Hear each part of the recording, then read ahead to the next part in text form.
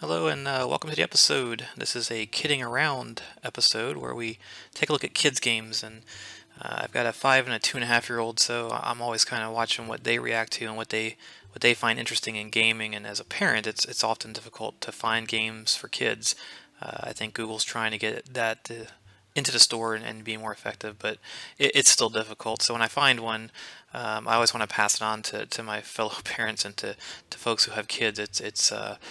It's something that's difficult to find. I hope they get better at time. So anyways, today though we're going to look at Lego Train. So Lego on the Android platform has really done some nice things, and lately they've been putting out a few games that are really interactive, not super complicated, but something kids enjoy. Obviously it sells their brand, it gets kids involved. My son actually has this train set, so when he saw this on an interactive display, a tablet or a phone, he went nuts, of course. So let's just jump right in. And it's a very simple game for the most part. There's one section that he gets stuck on, and he generally runs to me and has me get him past it. But overall, it's very easy for kids to follow. It's very colorful.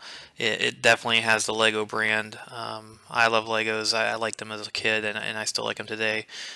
We're Legoland pass holders, so I get to that park and I want to buy everything. So this kind of is something that obviously had some interest right off the bat. So to start, you build your train and then off you go. Surprisingly, my 2.5 year old didn't have any problems figuring out the controls. He figured out, he's got a whistle to play with. There is a small bit of hitching between screens, I've noticed, and I don't know if that's just the age of my phone or what it is. I've noticed it on the tablet, a Nexus 7 I have as well. So it does have a small hitch for kids. It doesn't really matter. It doesn't seem to distract them at all. Once you pick out what you want to load up, you tap up there and off you go. And so obviously you're going to go from scene to scene and pick up different things. It has a whistle, which is fun to play with while you're cruising around. So it's a neat interactive toy. It's a free app. It's been in the store for I guess about a month now. We picked it up and he, like I said, he took right to it. I sat him down and put it in front of him, and off he went. And it's something that it's hard to find in a lot of games. A lot of times they're just too complicated, and especially the train games I've looked at in the past. There's a huge learning curve with them in that usually you have to build the track or you have to pick out the cars, and the UI is not very intuitive. This is very intuitive and very easy for a child to pick up on, and it's Lego, so um, it's an added bonus whenever you have that. So yeah, you can see the scenery. There's a lot of interactivity in the backgrounds too, which I really haven't touched on, but if you touch on different animals or things in the back, you'll actually see there's a guy jumping around back there, and I think the chicken's clucking and the sheep. I think I caught him laughing at that one day because he could make them make different noises. So kind of a very simple puzzle here. Put together a bridge. Again, this is something he picked right up on, no problem at all. So it has like a nice little learning slant to it. It's not an educational game by any means, but something kind of straightforward and easy for a kid to pick up. What's neat is the different cars you assemble on the train, obviously, or not obviously, but they do change the way the game's played. Different things get loaded, different things get put into the train.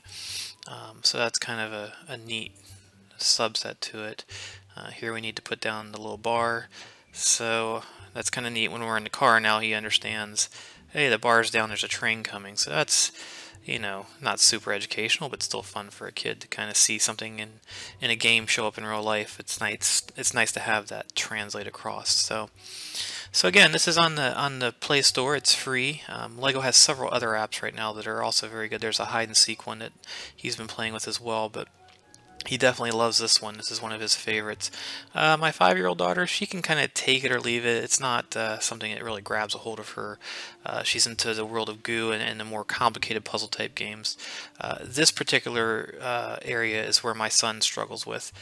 He's not figured out and not necessarily even to his fault, that he has to go around the stuff in the way, and then see, depending on how you drag your finger, you can see some weird things kind of happen here. So he gets confused. He understands he can clear it, but he ends up kind of in a loop sometimes. So oftentimes I'll just kind of drag my finger over there and finish that for him. I say stay on the green area, but he doesn't quite pick that up, but that's fine. if I had to say there was one thing in the game that I didn't like, it would probably be that this section doesn't seem as thought out as some of the other sections. Maybe for a 3 or 4-year-old, it's not such a big deal either. So I'm sure in time he'll pick that up, and I'll not see that anymore. He plays it a lot, so I'm doing that level a lot. I'm obviously almost every time he plays, I see that in his limited amount of playtime. So there it is. It's Lego Duplo Trains. I'll throw the link to it down in the description there.